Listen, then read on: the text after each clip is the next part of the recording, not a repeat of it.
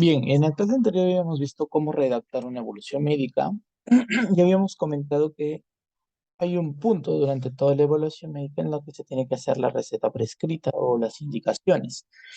Pero, ¿cómo se hacen estas indicaciones? Bien, cada uno tiene un orden diferente y esto lo vamos a redactar. En primera instancia, siempre tenemos que escribirlo, al menos en el Perú, con lapicero azul, si es que no es una historia clínica digital. Para ello tenemos que tener lo presente, la fecha, 10 del 8 del 2022, ¿sí?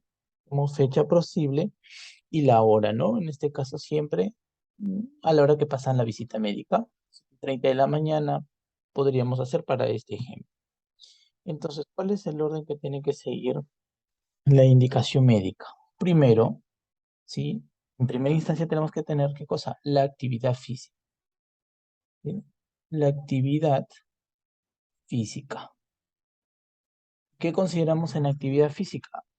El paciente se encuentre en reposo, ¿sí? Puede ser un reposo absoluto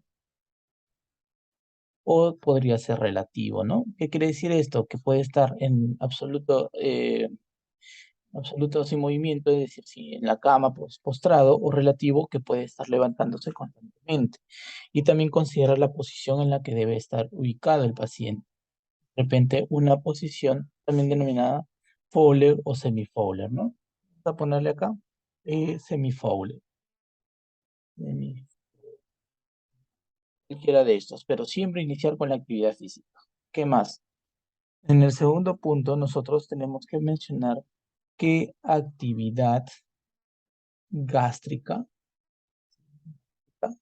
se va a realizar. Es decir, si va a recibir o no dieta o algún tipo de nutrición. En este caso, vamos a tener que nuestro paciente tiene un NPO, es decir, nada por vía oral, o de repente va a tener una dieta líquida, ¿no? Una dieta líquida. También hay que considerar otros tipos de dieta, como una dieta blanda o dietas especiales, como son las hipoglúcidas, ¿no? Hipoglúcidas, dietas hiperproteicas, hipolipídicas, etcétera. Todo esto dieta va dentro de la actividad gástrica. Y para esto tenemos que saber en qué condiciones se encuentra nuestro paciente y por qué debemos dar cada uno de los alimentos o de las dietas específicas. Después de la actividad gástrica, continúa el control de funciones vitales. Y acá ya hablamos de ello, ¿no? Monitorización de la presión arterial, frecuencia cardíaca, frecuencia respiratoria, la, la saturación de oxígeno, etcétera, ¿no? Cuarto punto, hablamos sobre si el paciente tiene algún dispositivo especial dentro de su organismo. Podría ser una sonda nasogástrica, es que lo requiere, ¿sí? En el caso de un neonato o un recién nacido puede ser una sonda orogástrica,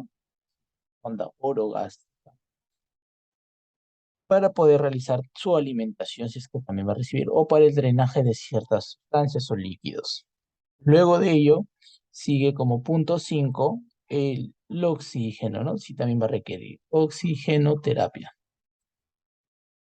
y oxigenoterapia. Y dentro del grupo de la oxigenoterapia, tenemos que señalar si el paciente va a recibir oxígeno por cánula binasal, ¿sí? Cánula binasal, de repente por ventilación mecánica, de repente también por mascarilla, y acá mascarilla vemos si hay mascarilla de Venturi, mascarilla de reservorio, cualquiera de ellos. Luego de eso, en el punto 6, el balance hídrico en el paciente, que puede ser estricto, que es la más frecuente, el estricto, ¿sí? O relativo, ¿no? Pero el estricto es el más frecuente que usamos en el ámbito hospitalario. Luego de eso sigue la hidratación. La hidratación. Y acá en la hidratación tenemos que tener en cuenta ciertas cosas, como por ejemplo los elementos que usamos para hidratar a un paciente. Lo normal es el suero fisiológico o el cloruro de sodio al 9 por 1000, ¿sí? O suero fisiológico.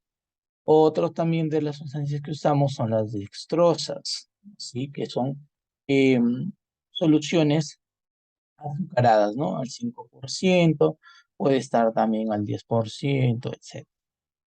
O también soluciones polielectrolíticas, son soluciones especiales, o de repente también lactato Ringer, ¿no? Acá en la hidratación no consideramos la transfusión de sangre. No olviden eso, no se considera. Como punto 8, después de la hidratación sigue el tratamiento antibiótico. ¿Sí? El tratamiento antibiótico, dependiendo del cuadro clínico del paciente y el agente biológico que estemos enfrentando. El antibiótico.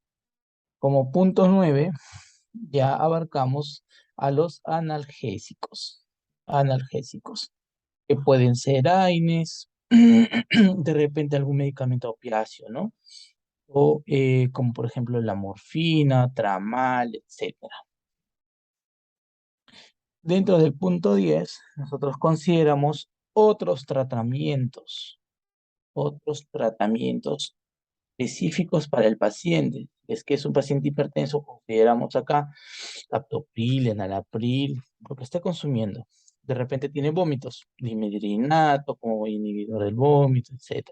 Cualquier otro tratamiento que va a recibir el paciente después de haber administrado los antibióticos y los analgésicos. Entonces, como punto 11, se considera los exámenes de laboratorio, ¿sí? Exámenes de laboratorio. La vamos a poner acá, solicito los exámenes, ¿no?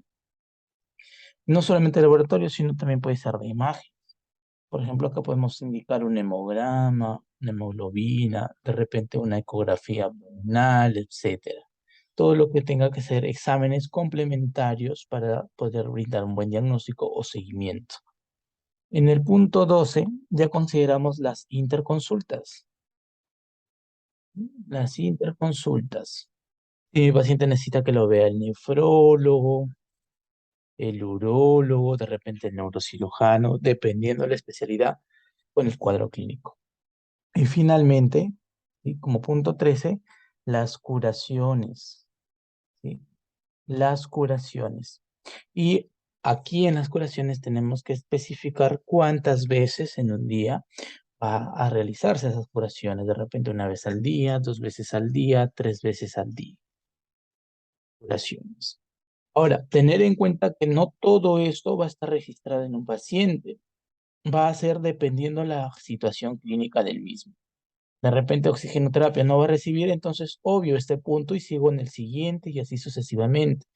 De repente de las 13 actividades que hemos colocado acá en las indicaciones médicas, vamos a tener solamente 4 o 5, o de repente ni antibiótico administramos y solamente analgésico. Va a depender de la situación clínica del paciente. Ahora, si más adelante queremos hablar sobre balance hídrico, que es otro problema, ya será para un próximo video. Muchas gracias.